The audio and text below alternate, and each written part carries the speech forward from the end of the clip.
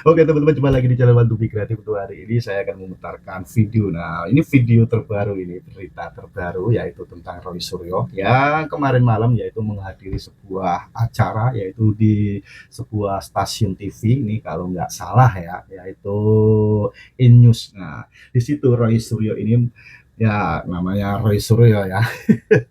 Kebanyakan orang ini menyebutnya dengan sebutan nama Roy Panci. Nah, tapi si Roy Suryo ini pasti kalau disebut dengan nama Roy Panci pasti nggak suka atau marah. Nah, tapi tidak itu juga. Nah, memang benar sih namanya Roy Panci ini yaitu jadi pejuang ijazah palsu. Nah, makanya kalau berhadapan dengan Roy Suryo ini, nah ini pasti nih lawannya ini dibikin emosi. Nah, ada juga yang kepancing emosinya ini, yaitu Profesor kalau nggak salah ya Profesor Paiman ini menantang duel sampai mati. Nah, dan reaksinya Roy Suryo ini sangat-sangat bikin tertawa.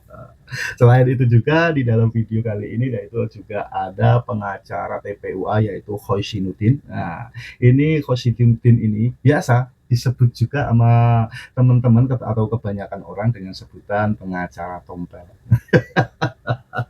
Nah, pengacara tompel ini, nah ini menantang kepada Bapak Joko Widodo untuk menunjukkan ijazahnya itu kalau ada aslinya. Nah, selain itu juga untuk menunjukkan orang besar di belakang tentang kasus ijazah palsu Joko Widodo ini. Siapa orangnya suruh menunjukkan. Nah, telah tersebar berita yang kemarin-kemarin yaitu tentang orang besar di belakang apa ya ijazah palsu atau pemaksulan Gibran. Nah, ini disebutkan yang kemarin-kemarin kalau nggak salah ini adalah Partai Biru. Nah, siapa itu orangnya ya? Kan sudah tahu sendiri kalau Partai Biru itu ada beberapa ya, ada 4 atau ada 5 partai ya. Dan untuk selengkapnya, untuk video ini pasti seru. Nah, untuk video kali ini dibahas dan komentari oleh teman kreator kita yaitu Opung Parbelan. Oke teman-teman, supaya teman-teman tidak penasaran dengan pembahasan atau komentar Opung Parbelan ini, tontonlah sampai selesai biar teman-teman tidak gagal paham. Oke, mari kita tertawa-tawa. Gas. Kalian tahu, belum sempat lagi si Roy Suryo masuk penjara, udah ada seseorang yang ngajak dia duel sampai mati. Ngajak duel sampai mati. Ih, parah kali Roy. Ih, belum masuk kok Roy. Cemana itu? Belum masuk aja udah dia ngajak kau, kayak mana lagi kalau di dalam? Kita lihat dulu ya, kita lihat. Langsung aja. Ini aja Mas Roy Suryo. Kalau memang Mas nggak bisa dijelasin secara logika yang baik, kita selesaikan aja. Duel kita sampai mati. Jangan dong, kampungan. Saya pikir ini profesor kampungan ini. Jangan dong, Pak. Case close. Oke, baik. Itu berani nggak Roy Suryo? Nggak berani dia itu, Pak. Mungkin Pak Paiman ini ya saking emosinya ini. Karena di awal dibilang kan gini aja lah Mas Roy Suryo, kalau emang nggak bisa diajak ngomong baik-baik, ku bilang sama kalian, memang kalau menghadapi seorang Roy Suryo ini harus hati-hati. Gampang kali kepancing emosi. Kalaulah ada award ya, manusia yang paling gampang kali mancing emosi Roy Suryo. Roy Suryo. Emang harus hati-hati kalau menghadapi manusia kayak gini. Jujur aja gue bilang. Dihadapi dengan keras, contohnya cetak baju dia. Lebih keras lagi main wayang dia.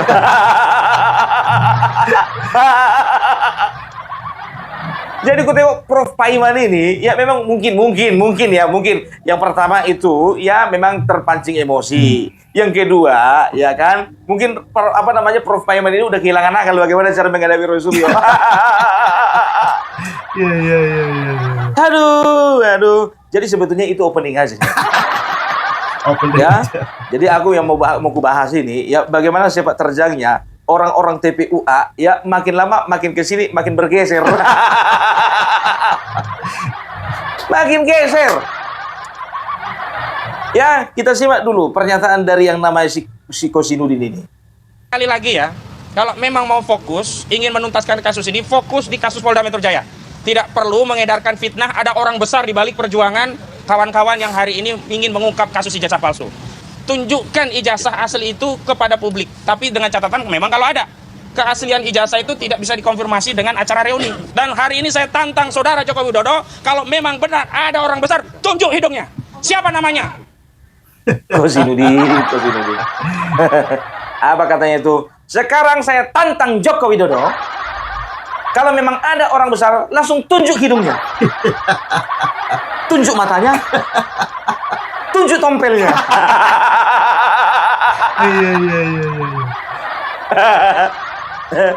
Sebentar dulu. Kok nyampe kok ke situ?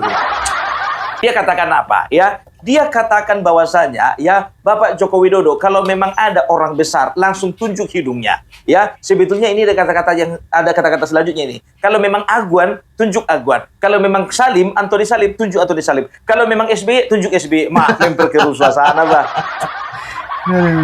Ya, memang betul ada relawan Joko Widodo ya yang pernah mengatakan bahwasanya ini ya ada campur tangan dari si biru.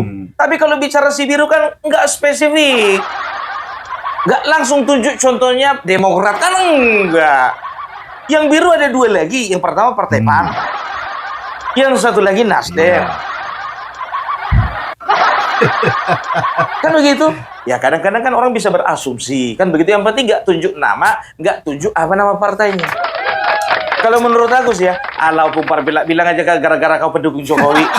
Bukan ke situ larinya, enggak ke situ larinya. Kenapa kalau misalnya ya kita menggunakan inisial sama kayak siapa namanya itu si Roy Suryo dan juga lain-lainnya itu. Ketika mereka dipanggil Polda ya dengan inisial RS, RHS, TT, K segala macam kan begitu. Mereka menolak karena apa? Loh, kenapa kami dipanggil? Untuk apa kami penuhi panggilan? Orang nama kami bukan RS kok, nama saya kan Roy Suryo. Jadi untuk masalah seperti ini aja panggilan polisi biar tahu kalian ya. Itu bisa bisa di cancel, ya bisa dipending, ya menunggu nama lengkap. Nggak bisa cuman inisial. Aku tidak membela ya kadang-kadang kita ya asumsi orang bisa benar bisa salah. Kalau kalian tanya sama Bung Parbelak, Bung Parbelak, sebetulnya bagaimana tanggapanmu dengan Partai Sibiru? Aku bilang begini, aku rada kurang percaya, ya kan? Sekarang begini, kita sama-sama pendukung Jokowi, kita sama-sama mendukung Prabowo. Kalian juga di sana sama-sama mendukung Anies Baswedan, walaupun nggak jadi apa-apa. Iya kan? Cuman ketika sebelah sini berbeda pandangan untuk hal-hal tertentu, ya sebelah sana juga berbeda pandangan untuk hal-hal tertentu, ya terkadang kita menciptakan asumsi. Nah, ketika asumsi itu kita nyatakan di depan publik tanpa menunjuk langsung identitasnya siapa, itu sah-sah saja. Begitu toh. Itu dia. Cuman si Kosinudin ini pandai dia memainkan narasi ya kan, supaya apa? Supaya dia framing bahwasannya ada perpecahan antara SBY dengan Bapak Jokowi. Nah, memang betul ya, Hinca Panjaitan ya yang merupakan pengurus dari Partai Demokrat juga sudah mengatakan bahwasanya tidak ada keterlibatan Partai Biru. Wajar beliau itu mengungkapkan seperti itu karena apa? Karena dia berasal dari Partai Biru. Kalau Surya Paloh contohnya menyampaikan klarifikasi, wajar juga dari Partai Biru. Kalau Zulkifli Hasan juga menyatakan seperti itu, wajar saja karena dari Partai Biru. Iya. Kalau Amin Rais nggak wajar, partainya bukan biru. Emang siapa dia? Karena aku perhatikan juga Amin Rais kuar-kuar terus dia di media sosial ya, nggak ada yang nganggap itu, nggak ada yang gandeng. Ya, itu dia. Jadi orang ini memframing bahwasanya bagaimana supaya Bapak Joko Widodo dengan SBY retakan begitu. Nggak segampang itu kawan, nggak segampang itu. Ya, ingat Bapak Joko Widodo ya di akhir-akhir pemerintahnya beliau mengangkat AHY, menaikkan atau meningkatkan atau memuliakan dia dengan memberikan posisi kepada beliau. Itu artinya apa? Artinya mereka dalam keadaan baik-baik saja. Dan ketika dalam Pilpres kemarin pun juga ya solid kan begitu. Dan begitu juga dalam beberapa momen ya SBY, Bapak Joko Widodo dan juga Bapak Prabowo ada di dalam satu frame yang sama. Kan begitu. Nah, mungkin saja ya pernyataan-pernyataan seperti ini itu boleh muncul dari seorang relawan ya, tapi tidak serta-merta itu adalah gambaran yang sebenarnya. Apakah relawan bisa melakukan kesalahan? Bisa. Apakah relawan itu sempurna? Tidak sempurna. Kan begitu. Iya kan? Lagian juga kan intinya tidak menyebutkan nama, tidak menyebutkan partai. Iya Pung, tapi pakai kode-kode lain lah dulu kode-kode itu. Sedangkan si Deddy Sitorus pun juga tahu kalian di podcastnya itu apa dibilang, gambar PSI kalau dilihat dari jauh itu kayak celeng katanya. Gambar PSI dari jauh itu kok, apa namanya, katanya lambangnya gajah, tapi kalau dari jauh kok kayak celeng. Nah, lebih bisa diperkarakan itu karena apa? Ada apa namanya, arah-arahnya itu penghinaan. Iya, bisa itu. Celeng, Wak, celeng. Aduh, Kosinudin capek kau bela-bela orang itu. Jadi saya sampaikan kepada Bapak Joko Widodo, kalau memang ada orang besar di belakang kami, ya, tunjuk hidungnya. Kami ini sudah berjuang. Rakyat sudah berjuang. Lampemu berjuang. Rakyat mana berjuang? Kalian yang berjuang. Tak lama. Aduh, heran aku ngeliat kau, Bah. Kemudian dan itu sudah lama. Nah, ya, dan begitu juga Roy Suryo. Roy Suryo ini biar tahu kalian, jujur, sampai sekarang mereka ini bekerja keras. Roy Suryo bekerja keras, Rizwan bekerja keras, Tifa bekerja keras. Sampai ada tadi live biar tahu kalian, katanya dia selain menyurati Donald Trump, dia juga sudah menyurati Xi Jinping dan juga Vladimir Putin. Semua disurati. Lapet. Makin error orang itu melakukan.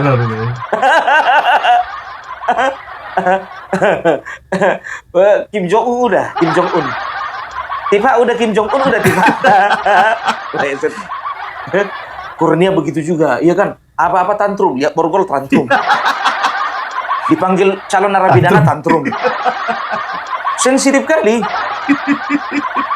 Wajar aja Lampung udah mau dekat.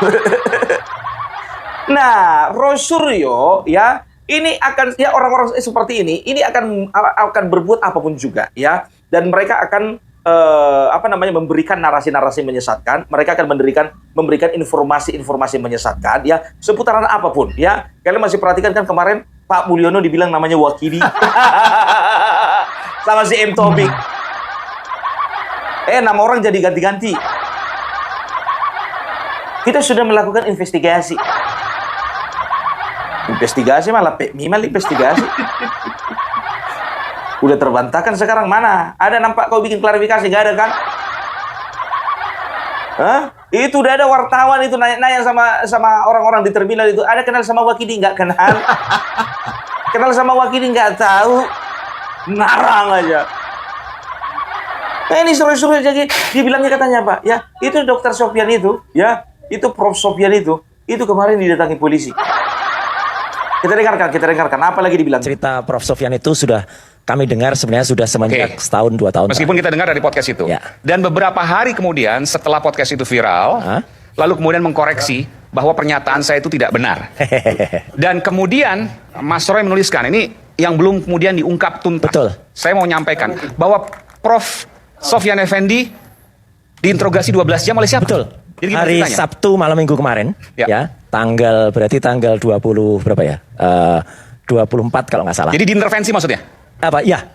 Jadi di rumahnya didatengin tanpa pemberitahuan. Itu kemudian petugas yang mengaku dari kepolisian. Mengaku ini ya? Mengaku, ya. Tapi ya Prof Sofyan Effendi jadi diperiksa mulai jam 10 pagi sampai dengan 10 malam. Apa kaitan pemeriksaan itu? Makanya itu, ini negara apa gitu loh. Artinya saya semakin nggak mengerti. Coba pemirsa. 10 pagi sampai 10 malam? 10 malam. Memeriksa Prof Sofyan Effendi. terkait dengan podcast itu? Yang menyebutkan... Saya tidak tahu apa karena kami juga masih menunggu kabar karena yang memberitahu saya adalah tokoh-tokoh dari Jogja. Ya gitu, termasuk para jenderal. Para jenderal? Ya. Penggiat yang kemarin mengatakan untuk Purnawirawan, kemudian kemarin mengatakan untuk maklumat Yogyakarta. Ya. Beliau itu kaget. Saya sedih ya mendengar ini karena beliau kan usianya sudah 80 tahun. Ya gitu, Prof Sofyan Effendi. Kenapa harus diperiksa dengan cara-cara yang tidak wajar seperti itu? Menurut saya nggak wajar, Mas. Gitu. Dan setelah itu kemudian Prof Sofyan mengkoreksi pernyataannya? Enggak ada hubungan dengan mengkoreksi pernyataannya. Enggak, kalau dilihat timelinenya? Kalau dilihat timelinenya itu yang baru malam minggu kemarin, baru hari Sabtu kemarin. Jadi sebelum mengkoreksi itu sebelum pemeriksaan itu? Ya. Jadi mengkoreksi statementnya kan dengan Baligi Academy dan dengan langkah update kan waktu itu. Kemudian sebenarnya itu udah bagus sekali. Artinya nggak ada hubungan dong pemeriksaan itu dengan? Ada. Gimana? Ada justru. setelah mengkoreksi. Justru karena ada statement itu dan kemudian dikoreksi, itulah maka rumah Prof. Sofyan didatangi yang katanya sekalian, karena mumpung mereka dari Solo kemudian datang ke Jogja meriksa Prof. Sofyan Effendi. Oke, saya ke Pak Arianto. Pak Arianto.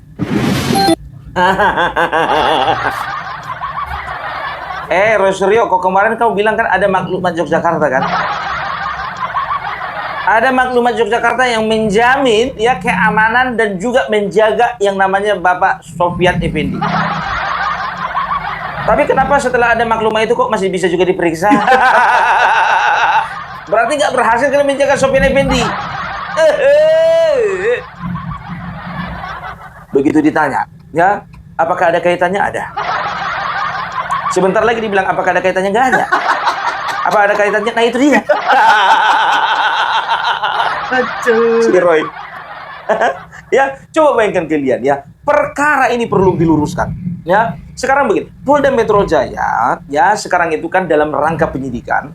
Artinya apa? Artinya mereka bekerja keras untuk mengumpulkan semakin banyak bukti, untuk mengumpulkan sebanyak saksi, sebanyak-banyaknya saksi, dan untuk mengumpulkan sebanyak-banyaknya keterangan kan begitu. Nah, oleh karena ada pernyataan dari Profesor Sofyan Effendi yang mengatakan bahwasanya ijazah Bapak Joko Widodo itu ya memang palsu, ya adalah ijazahnya Hari Mulyono yang dipinjamnya. Nah, sekarang kepolisian dari Polda Metro Jaya itu punya hak dan punya wewenang untuk memeriksa karena apa? Ada kaitannya dengan kasus pencemaran nama baik dan juga fitnah. Jadi jangan ngawur jawabanmu itu. Jadi kenapa rupanya kalau diperiksa?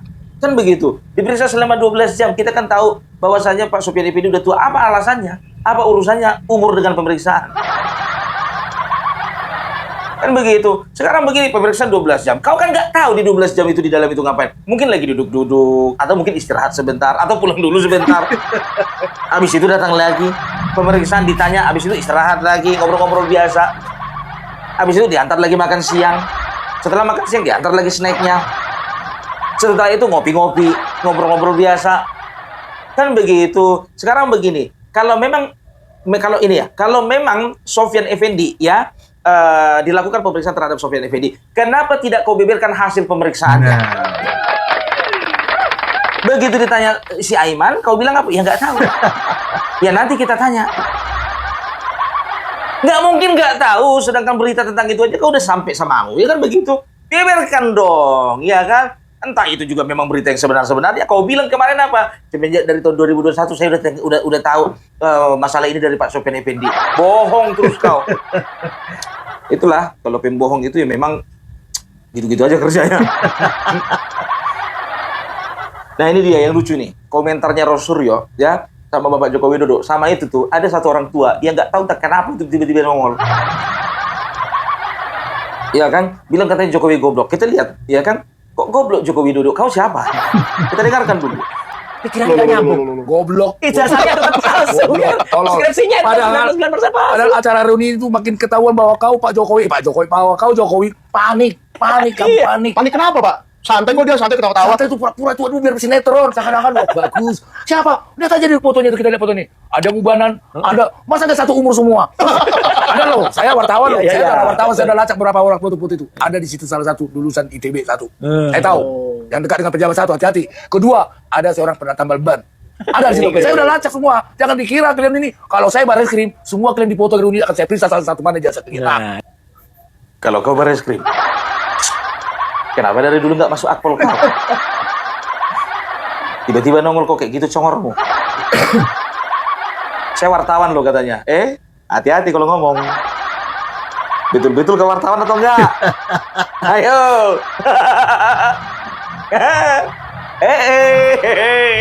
Bapak ini makin kesini makin rajin ya komentar ya.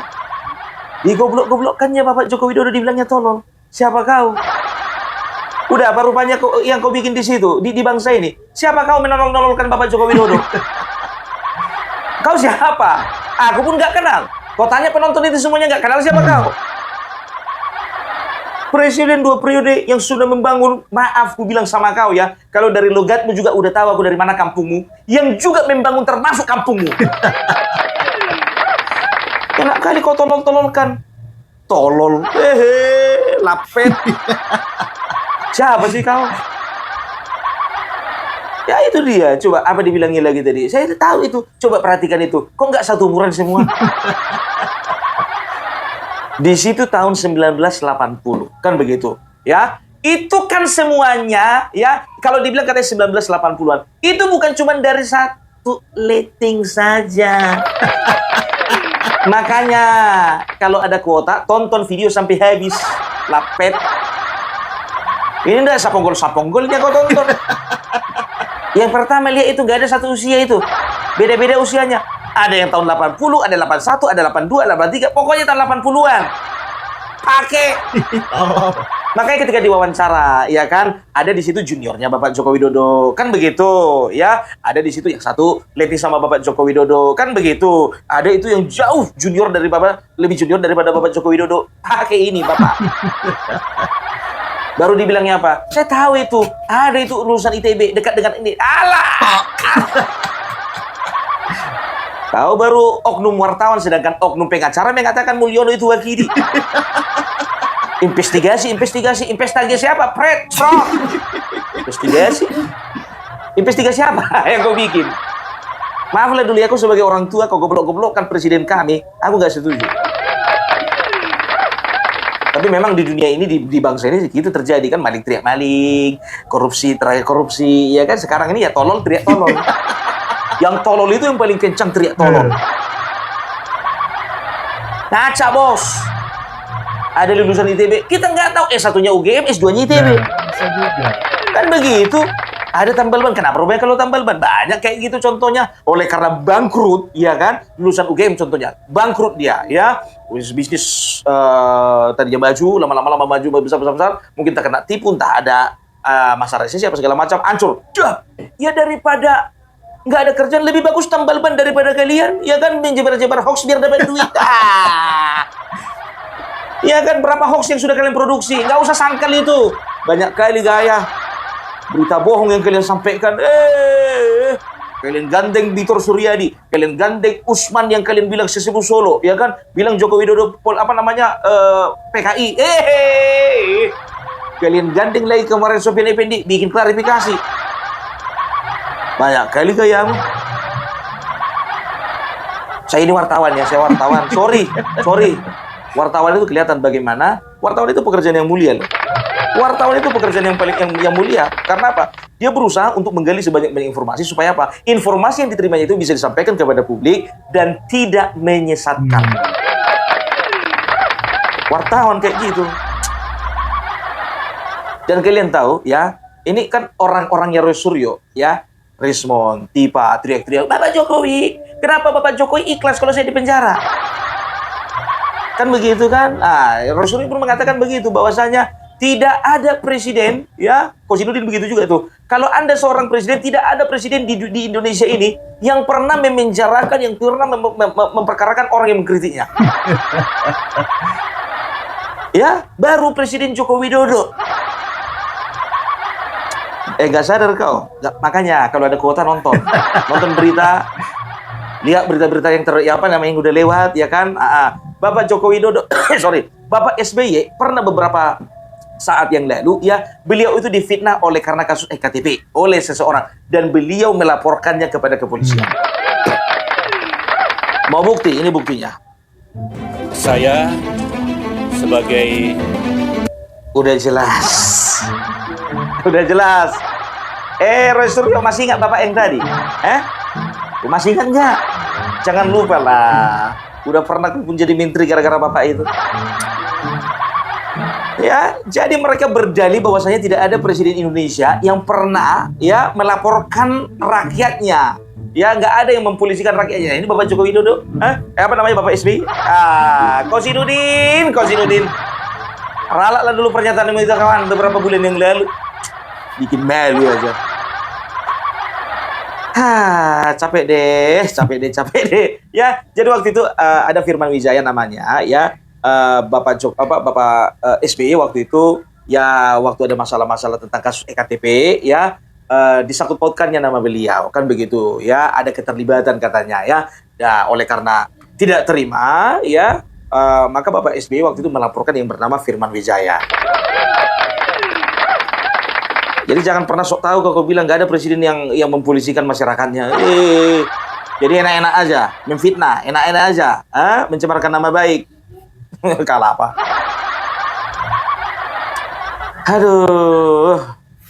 Dan kami pada saat pemeriksaan Roy Suryo juga akan minta mana ijazah yang katanya disita tadi, baru kita bisa percaya. Begitu. Kan selama ini narasinya hanya versi Jokowi, versi polisi, tetapi justru orang yang berkepentingan ingin melihat langsung tidak pernah Kan nanti semua di pengadilan, semua akan buktinya dibuka. polisi belum pengadilan, masih lama, itu juga ditunjukkan. Buktinya kuasa hukum Jokowi bukan pengadilan juga ditunjukkan. Buktinya 11 media yang diundang ke rumah Jokowi bukan pengadilan juga ditunjukkan. Itu kan berarti ada framing seolah-olah udah ditunjukkan kemenangan asli, tetapi kepada orang yang punya kompetensi untuk meneliti ijazah itu tidak mau ditunjukkan. Kenapa? Mungkin saja khawatir bahwa ijazah itu memang bermasalah. Asumsi kan? Iya. Oke, Bang Silvester, komentar.